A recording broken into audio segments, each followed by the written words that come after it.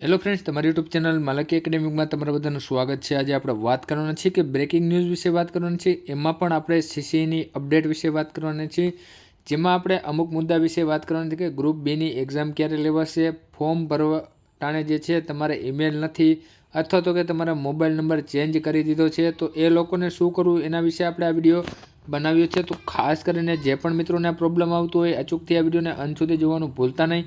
અને જો તમે અમારી ચેનલ પર નવા હોય તો ચેનલને સબસ્ક્રાઈબ જરૂરથી કરી લેજો, કેમ કે તમને આવી જ માહિતી જે છે આપણી ચેનલ પર મળતી રહેશે એટલા માટે। અને આપણે ટેલિગ્રામ અને વોટ્સઅપ ચેનલ બંને બનાવેલી છે, જેની લિંક તમને નીચે મળી જશે, તો ખાસ કરીને ત્યાં પણ જોઈન થવાનું ભૂલતા નહીં। તો ચાલો આપણે વિડીયોની શરૂઆત કરીએ।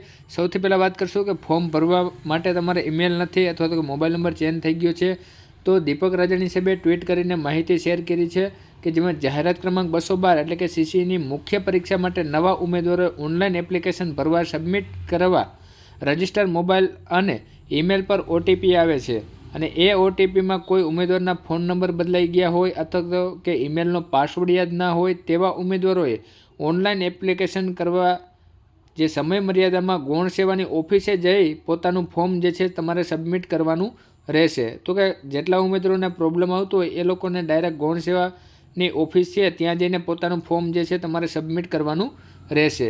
ત્યાર પછી વાત કરીએ કે ગ્રુપ બીની જે પરીક્ષા જે છે એ ક્યારે લેવાશે, તો કે હસમુખ પટેલ સચિવશ્રી જે આપણા ગુજરાત ગૌણ સેવાના છે તેને ટ્વીટ કરીને માહિતી આપેલી છે કે જાહેરાત ક્રમાંક 212ની સીસીઈની બી ગ્રુપની એમસીક્યુ પરીક્ષા જાન્યુઆરી 2025માં થઈ શકશે। આ પરીક્ષા ઓએમઆરથી લેવાની બહુ બધી રજૂઆતો આવી છે। જો કે તાજેતરમાં જ નામદાર સુપ્રીમ કોર્ટે ચાલુ પરીક્ષાએ કોઈ પણ ફેરફાર ના કરવો એવો આદેશ કર્યો છે। આ બંને બાબતે અભ્યાસ કરીને કંઈક સારું યોગ્ય નિરાકરણ થાય તેવી વહીવટી હિતમાં છે।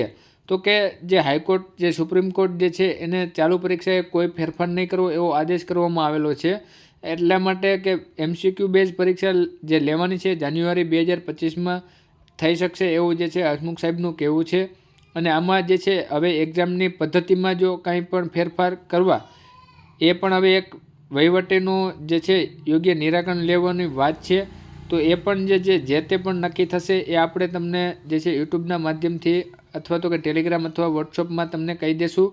તો બસ વિડીયોમાં એટલું જ। જો તમને આ વિડીયો સારો લાગ્યો તો લાઇક જરૂરથી કરજો। જય હિન્દ, જય ભારત।